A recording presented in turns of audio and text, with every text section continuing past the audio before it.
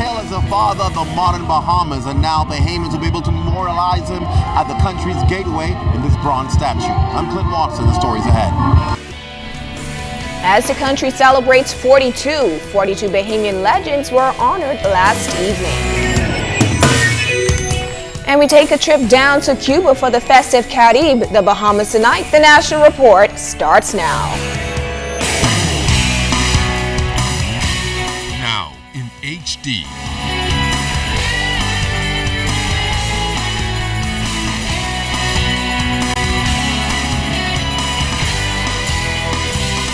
ZNS Network presents The Bahamas Tonight.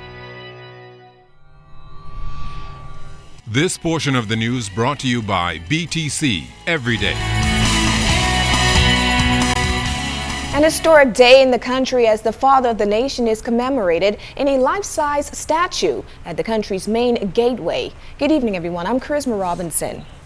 Sir Lyndon Pinling has been hailed as the architect for the modern Bahamas. It was under his leadership that Bahamians grew to a place of prominence internationally, ensuring the sovereignty of our country was always respected.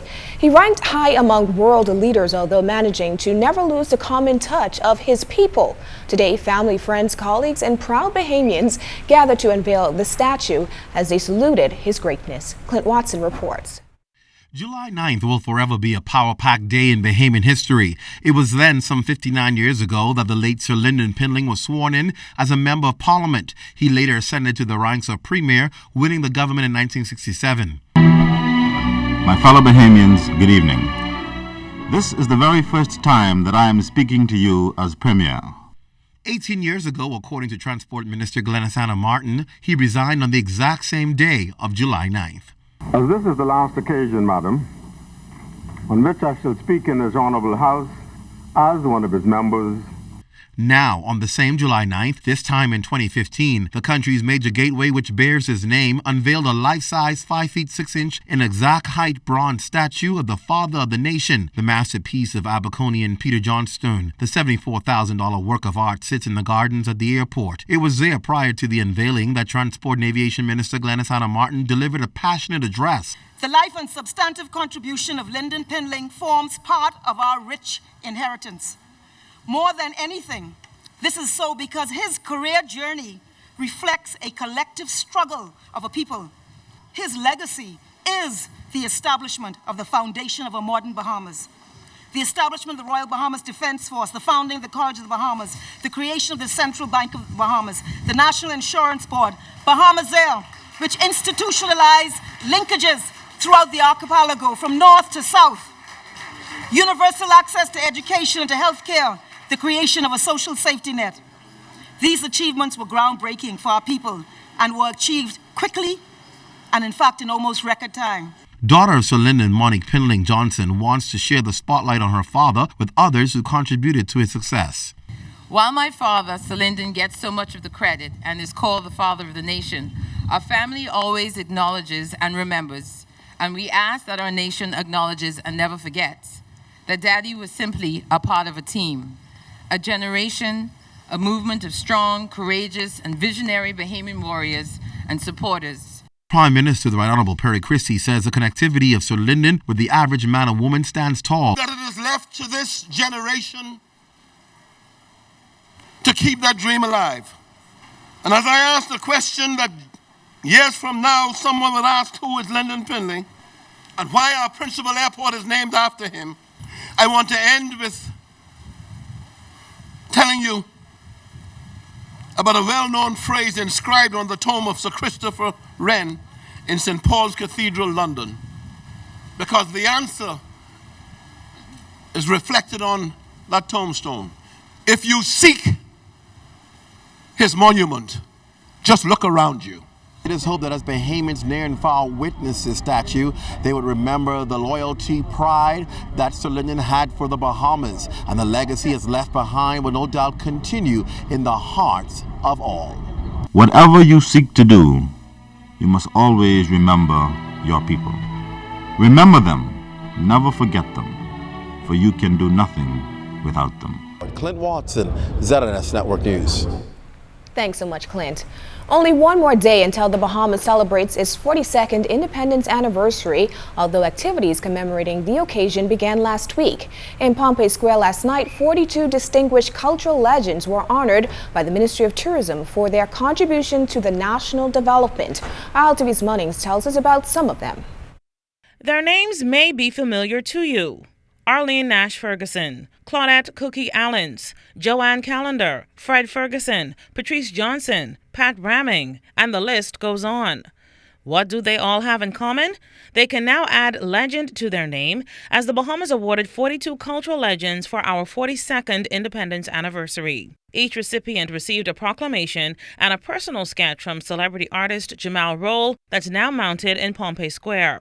A cultural lover himself, Prime Minister the Right Honorable Perry Christie presented each honoree with their award and reiterated the need for Bahamians to tell the stories of our heroes. And I'm talking about men and women who at great personal sacrifice spend their entire lives contributing to and embellishing the reputation, helping to define the identity, spurring and stimulating the growth and development of our country.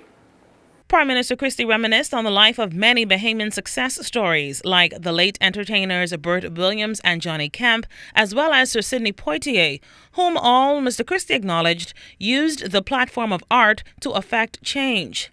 This is why he believes the state must find ways to institutionalize culture in our educational system, where students can formally be taught art, drama, song, and other forms of cultural expression. So 100 years from today, there wouldn't be people searching to try and put together our journey. They would be able to listen to Pat Ramming's song and see it as a whole story being told of a time in which he lived. And as he strolled down memory lane, Prime Minister Christie offered this advice to the families of those honored posthumously. Whatever manifestation of acknowledgement the Ministry of Tourism is doing will not be sufficient. And it is for you to be able to cause us, or for yourselves, to do more. TV's Munnings, ZNS Network News. Bahamians displaying their love and pride in the country ahead of independence celebrations. Vern Carey took to the streets today to talk to residents on the occasion. In just a matter of hours, Bahamians will celebrate the 42nd anniversary of the Bahamas. For many, it is a proud moment and a time to reflect on those things that stitch us together as natives born in the Bahamas. It is also a time to display national pride under one flag with a shared cultural and religious heritage. As a Bahamian, I'm so proud of our heritage. I'm proud of, everything that have been laid for us, godly foundations, godly principles. And to be a Bahamian is to stand, to be proud in spite of, because God did not give us the spirit of fear, but of power, of love, and a sound mind to pray for our nation. Our standard of living, I've traveled and I find people that live at a higher standard than us, and I've also found people that live at a lower standard than us. But the standard of the average Bahamian, hey, that's very good. I'm proud to be a Bahamian. I would rather be a Bahamian right now than be anything else in the world. Well, despite the issues facing the nation, many Bahamians are optimistic that our issues will be resolved and that the Bahamas will remain strong in the end. There will always be some complaints. We always say, oh, this isn't done or that needs to be done. But in spite of it all, we have nowhere to go, nowhere to run. So it's best for us to make the best or the most of our nation, and as the previous lady said, to pray.